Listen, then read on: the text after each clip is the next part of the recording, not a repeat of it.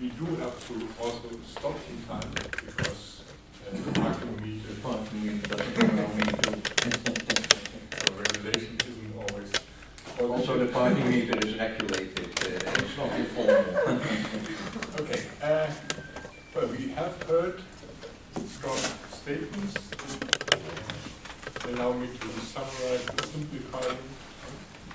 Jan essentially said that development is meaningless without social protection, that we are making a reverse step to be development if we follow the rest. Mm-hmm. Peter says social protection is something we can no longer afford, we can no longer organize, and we don't need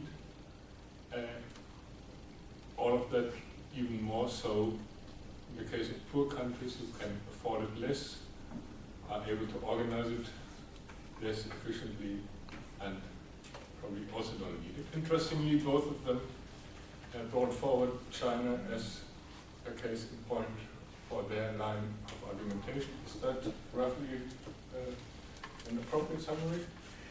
I think so, that both of us have a lot of interest in China because it's an economy and a society which is doing well.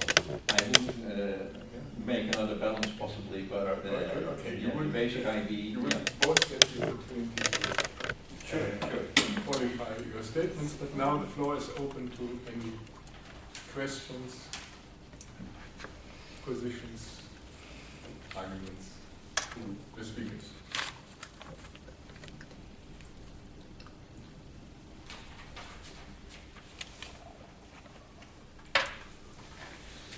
You would like to say something? Yeah? Or am I wrong? It's always difficult to be first, but no, actually, I don't have any question. Okay, sorry. anyone else? Then I can go to my parking meter. Does it have something to do with the, because we've learned something about the Rhineland model and the Anglo-Saxon model? Has it something to do with the development economies as well? Because America, for instance, is way different than the system here in Europe, and especially Germany, with a welfare state. So is America more informal than European countries? United States. Yeah, United States, yeah. Is it more informal than, it's certainly less regulated. Yeah, so have they made the step towards informality? They have never made the step to the welfare state. Oh, okay, yeah. So I think that when you want to talk about the Rhineland model and things like that, it was fashionable, especially in the 1990s. So the Rhineland model is the idea how things have been organized. The Netherlands, Germany, Scandinavia. So it's the old-fashioned traditional welfare state. And one of the things that we observed in the industrialized world was that economic growth was much higher in flexible economies. And I think that was one of the reasons why there has been a change in paradigm in the West. It's not so much because in those days developing countries did not provide a model at that time. It's clearly that in America, one reason why the economy was working much better was because it was flexible, there was much more adjustment. The other thing was that the incentives were much stronger. In America, the income distribution was much less equal. And that means that if that people had an incentive to grab their opportunity, right? To work harder, to be more innovative. And of course, not everybody got it, but that's the way the Americans do it. If you work hard, they believe that you will earn a lot of money. And that's how they looked at it.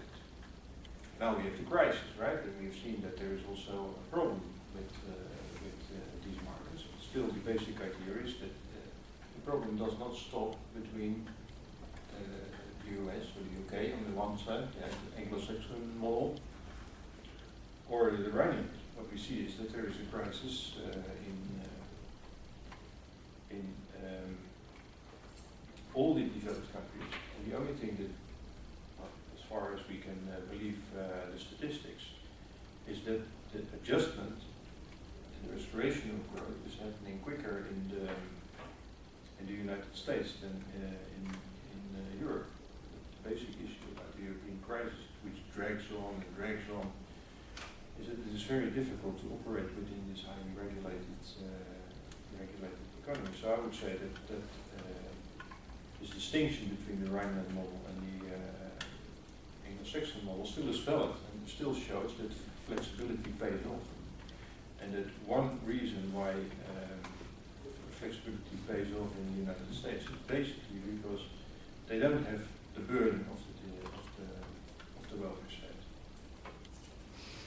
But I think from a different point of view that maybe in Europe life is better because there's less social inequality compared to the US.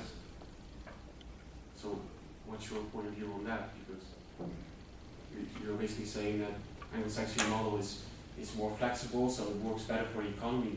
But I have a very simple opinion.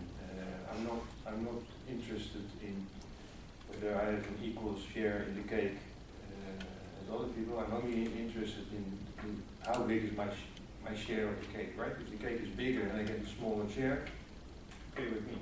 That's basically what you see in the table, right? It has been growth, it's not been distributed evenly, but the amount of really poor people in the world has decreased. And it is not the welfare state model that has been generating it. It's a different kind of model. And perhaps that's something on which we also should think, and what is something that you want to discuss later on in the course. That it is not simple the world anymore, the Rhineland model, the Anglo-Saxon model, but that there is also a Beijing model, right, the Chinese model, and that's another way of doing things. And for that matter, the debate is on the topic, right, but you can see that it's a difficult debate. And there is more to it than the simple kind of things that I can say when I'm only defending the position that we should terminate this whole blood in Europe. Okay. Yeah. Well, my position would be, it all depends on the position you're talking about. The social class you belong to. Several of you are from the Netherlands, isn't it? So you are a bit familiar with the history of the Netherlands. And if not the Netherlands, then West Germany.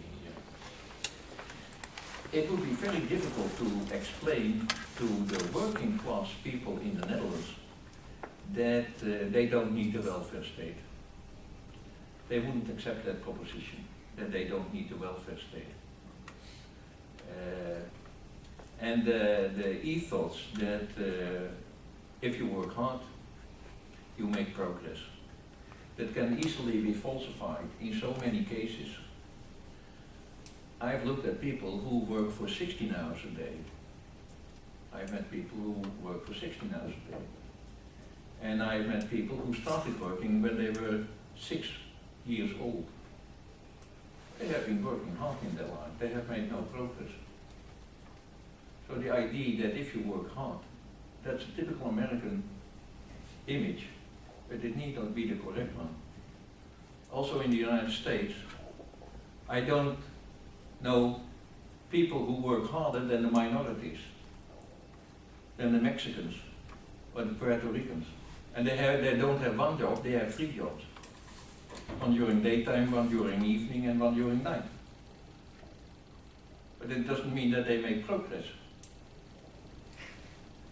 What you see is with the disappearance of the welfare state that inequality increases.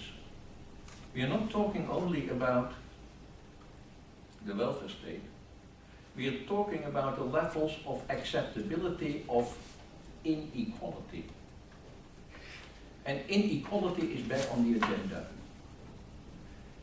And we are told, in not very clear terms, that inequality is good for you. But that depends, and that brings me back to what I said, it depends from the position you are in, if it is good for you or not. For those who benefit from the market, the disappearance of the welfare state is fine, because it means lower taxes. And what happens to the old mother, or the man or the woman who cannot be operated anymore because the cost is too high? It's not your problem, it's somebody else's problem. The idea of the welfare state goes together with collectivity. That you take your share, but also you contribute. There's a balance between what you give and take. And if you don't give more, you still can take more. That's what I talk about increased inequality. In order to understand the phenomenon of the welfare state, you also have to not only discuss how it is organized, and if it has not gone overboard. Yes, I would agree it has gone overboard in the second half of the 20th century. But if you look at the position from the working classes in Western Europe at the beginning of the 20th century, you see how they came out of a situation of dire poverty. If you've read your Dickens or your Zweig or the French novelists, you're talking about poverty in the second half of the 19th century.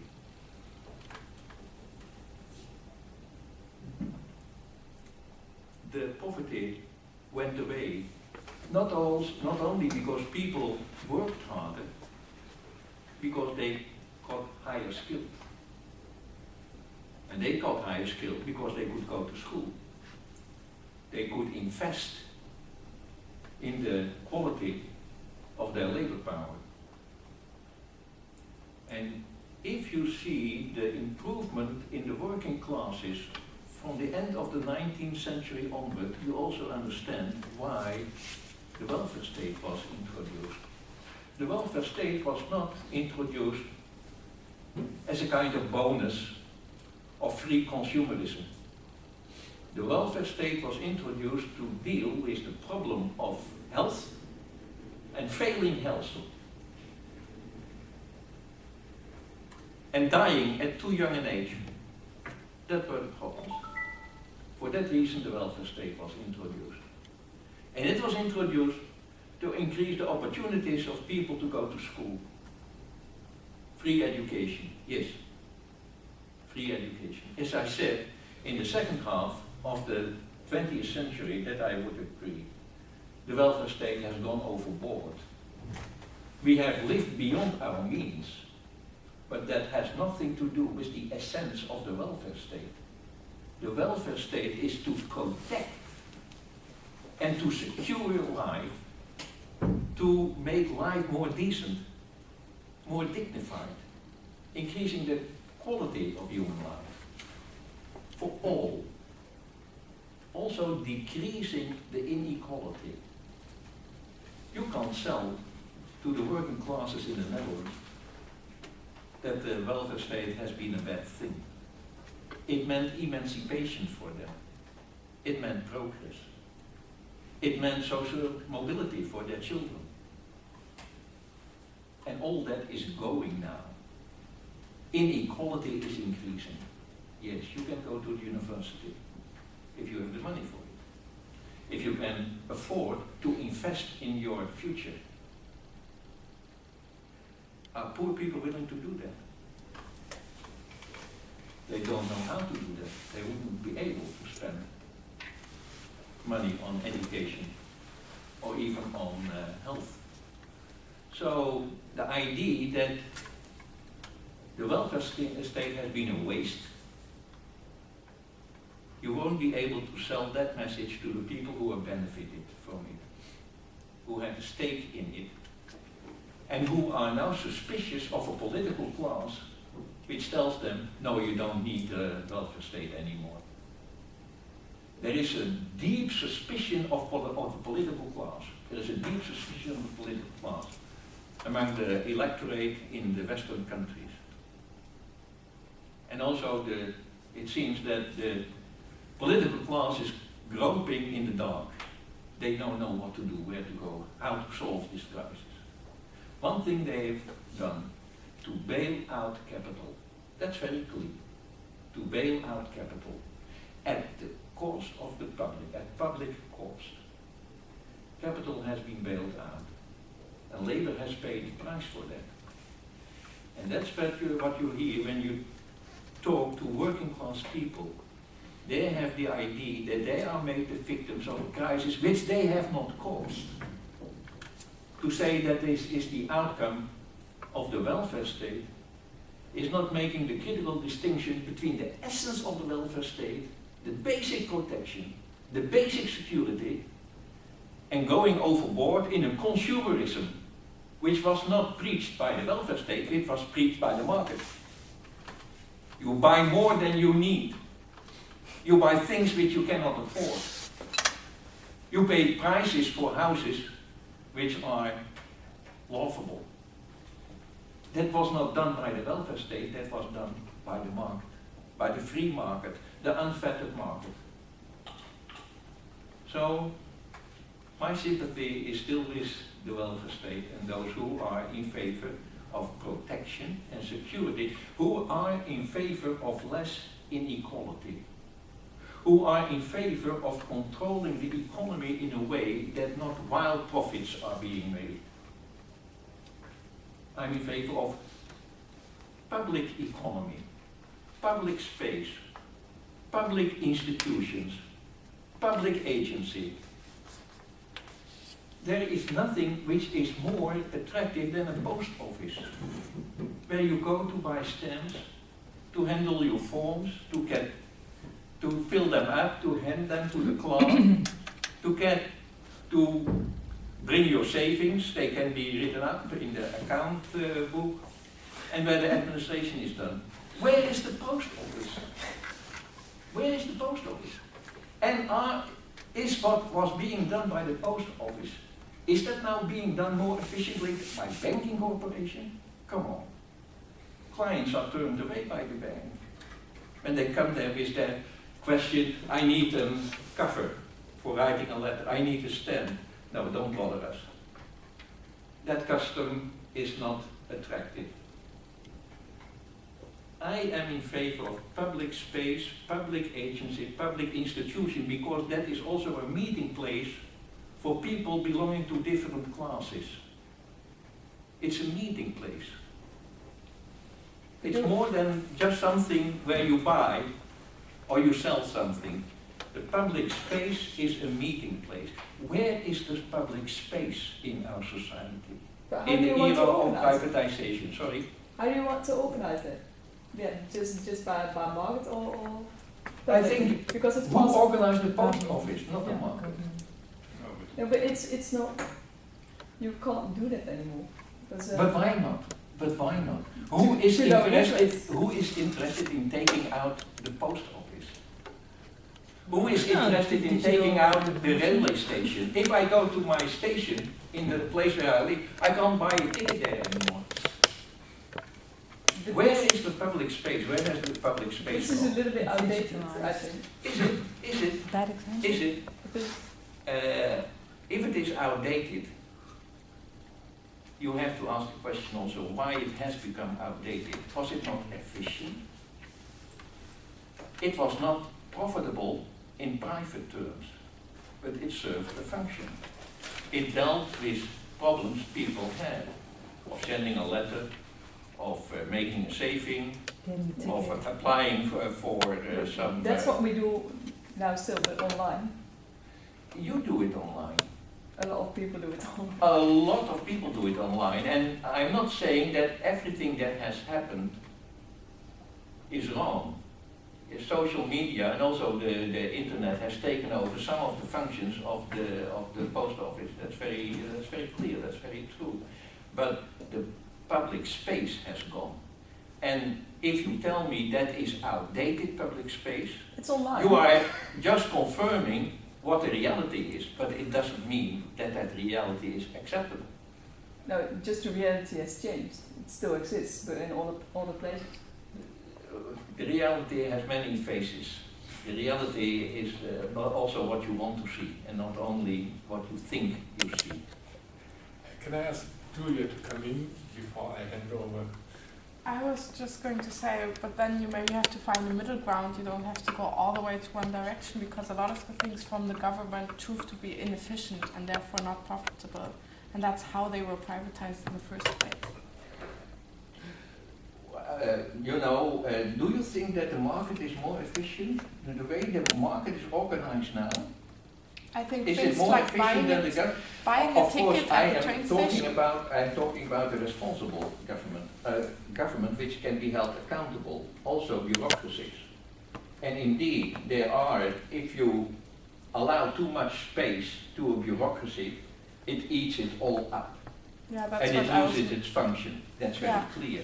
But why are we always talking about the inefficiency of the bureaucracy? Why are we not talking about the inefficiency of the market? Because The we don't have idea to that pay. market is where all is being done effectively and efficiently. Come on, come on. But that's not paid by the people. What the It is bureaucracy paid by the does. people. It is paid because some people get served Yeah. and other people are not served. Can I ask Peter to come in? I mean, you've been very concise in your proposition and listening silently, so Problem is a bit that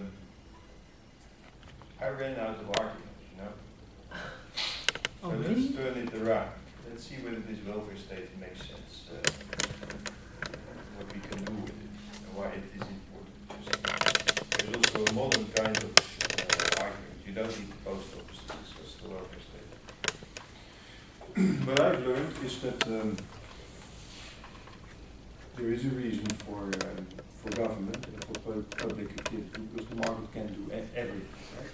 And sometimes we have values and we want to organize things, and sometimes you want to organize things which are can't rely on the market. It's about issues of the environment, you can't rely on the market. It's about issues of taking care of people, it's something you can't rely on for the market. Now, one of the things which does not come right out of the discussion here is we are talking a lot about welfare, but that's my position, of course. I do the easy job when I have a discussion. I will talk about the welfare state here in the Netherlands, because here we are over the top. But John has started in India, and that's a completely different kind of situation. There is nothing there. And there you can see exactly what happens if there is no protection and no, if there is no regulation at all. Because that's also something that we don't want. We don't want to go back to a situation like in India. One of the things which I read when I was young and which struck me the most is that there are two basic inequalities in life. First is your intelligence, so the amount of intelligence that you get when you are born. There's nothing that you've worked with that will determine your life. And the second thing is the place where your crib is, so where you were born. Because the same person born in India, if I was born in India, I would not have been a professor. And if you were born in India, you would also not have been. No, certainly not. I think I would not have lived anymore, because I've had a few serious problems with my health, and I was very happy to be here in my family. So even there, you can see that things are not always equal. What can we do? Because that's the difficult issue, right? Can we bring something like regulation? And how are we going to convince the countries that are emerging economies, the emerging markets? Because we will have to convince them. We are no longer in a position where we can tell them you have to do this, right? Because we are very bright guys, we are the persons with the capital, with the money, So you have to do what we say. That situation doesn't exist. So there needs to be some sort of a dialogue. A new kind of social contract, and it will not be a social contract as it's usually done within a country with the political system. People work together. It needs to be done at the global level. And that's the challenge for you, for your generation. And I think that's the part that I still want to contribute, because he hires me to say some things, and then I tell them, and then in the end I think I should also say a little bit about Absolutely, absolutely, yes. I mean, the point is, it is next to impossible to find someone who seriously says there should be no social protection, because the argument is so nonsensical. You cannot find any way to show that there has been serious growth in a society with no social protection. It is not by coincidence that countries like China, like Vietnam, are doing pretty well, because not despite their past as communist countries, but to a certain degree because of that past. Because there has been massive public investment in education, health, and other forms of social protection. There still is.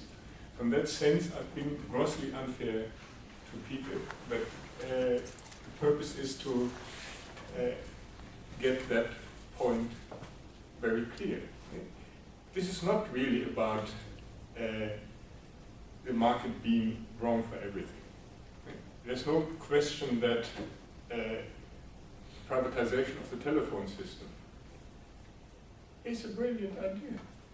It has become so much better, cheaper and better. And it's not just a matter of technical progress, it's also a matter of a phone being a classical private good. A car is a private good, there's no need to intervene in the distribution of cars. Whoever has the money to buy an expensive car can buy an expensive car, there's no problem with that. A life in dignity is not a commodity. A life in dignity is a human right. So you won't find anyone who can publicly justify poverty. That is, the existence of poverty is wrong, is a core piece of all world religions. The idea of justice is in our genes. We are not even able to completely dissociate ourselves from the idea. So there is some controversy about the way to reduce poverty. There's some controversy whether we should first have growth and then some forms of protection, which implies some forms of redistribution, or whether we first need public investments in the reduction of poverty in order to subsequently have growth. We will have a lot of discussion on the details of the two things. But there's no serious thinker who will say we don't need growth or we don't need public intervention, protection, some forms of redistribution. So in that sense, I've asked both speakers to play a role. And before we obey to the orders of the parking meeting, I'd like to give both speakers the opportunity for a final statement. Okay. Yes, indeed. Peter has accepted the role of being controversial with my opinion, and I think there is a lot of ground on which we would agree, and rather than disagree, I don't have to spell that out. What scares me about poverty, and then I'll come back to what's happening in India just now. At the end of the 19th century, there was an ideology coming up in Europe. There was an ideology. It was not coming up, it was very much there, which blamed the poor for their poverty. I'm talking about social Darwinism. Social Darwinism, which was the social side of the evolutionary trajectory that Darwin had pointed out. And social Darwinism made a distinction. I won't go long into this argument because there's a huge literature on social Darwinism. If you're interested in that, you can follow it up. But social Darwinism made a distinction between the deserving poor and the undeserving poor. The deserving poor are the silent ones. They accept their position, they cope with the deficiency they have, but they don't assert themselves. You had another brand of poor people, which was defined as the dangerous class, la classe dangereuse. The dangerous class, those were the people, the vagrants, the beggars, who refused to work and who wanted to steal what they didn't get themselves. This was the paupers, the lumpen as it was called in Germany. You've seen the Dreigroschenoper, Bertolt Brecht, the film, or his song about these beggars as a lot of people who are a burden to society.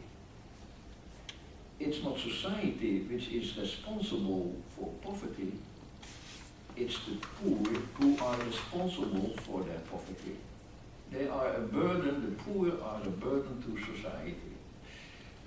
That ideology was very much there in 19th century Europe, in UK, in the Netherlands, in Belgium, in France, in Germany, everywhere.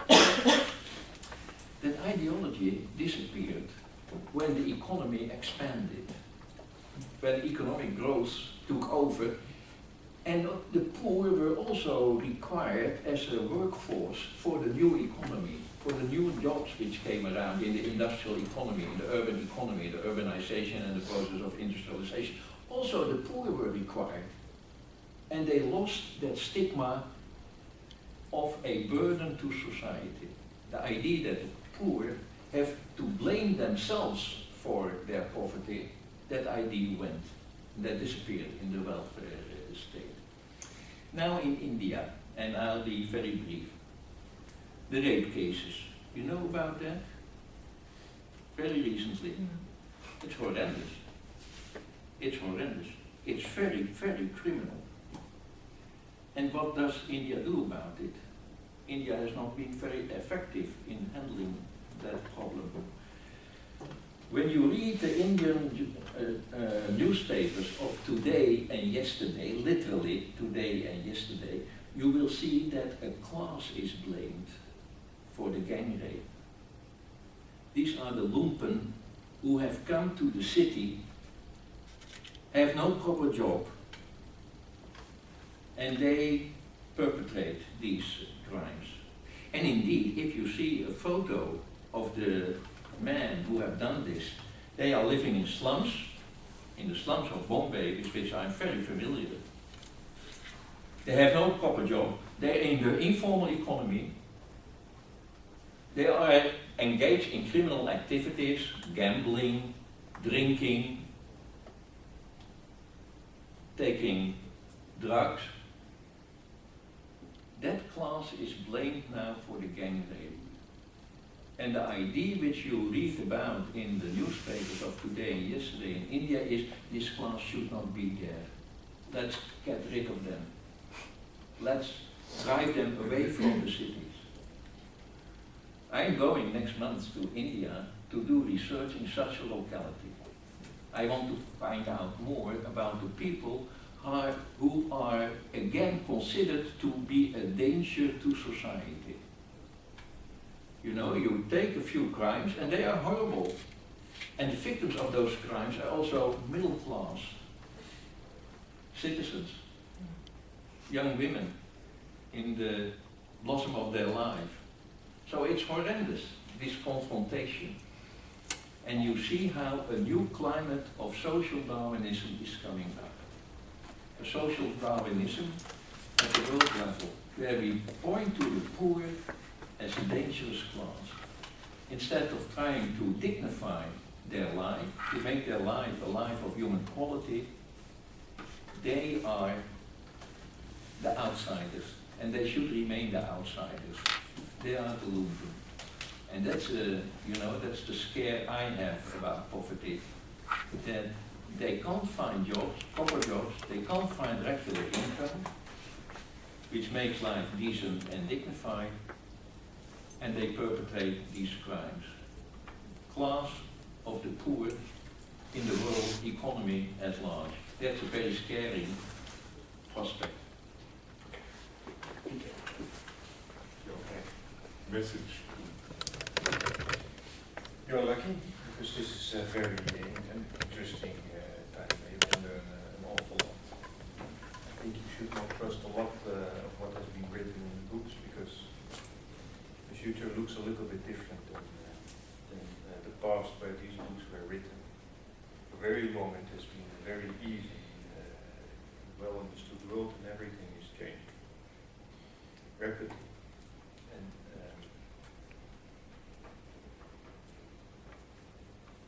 that means that we also will have to take into account that our view of the world is perhaps not the best view of the world, right? We need to accept that other people have other opinions, and this is something which will increasingly play a role in the international organizations and in the way, for example, the United Nations is making policy.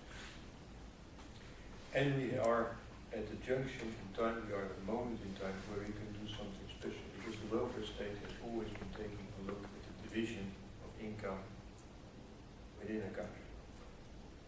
And the definition of poverty has always been on the basis of within a country. Now, thanks to globalization and thanks to better awareness, but also thanks to the fact that some of the big countries are now making more progress, it will also be more about the distribution between countries, but also a more objective view of where the poor are and what we can do about it. And development will no longer be focused on specific countries. It needs to be focused on specific people. I think that's my message. Thanks a lot, Peter. Thanks, Jan. Thanks, everybody. The debate is concluded. We meet each other on Thursday for a lecture on economic growth and poverty. Very good. Good luck with the study.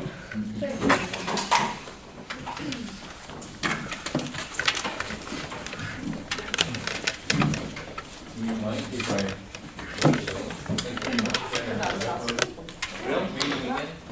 Take care. Can I ask you to keep these for 2 weeks more?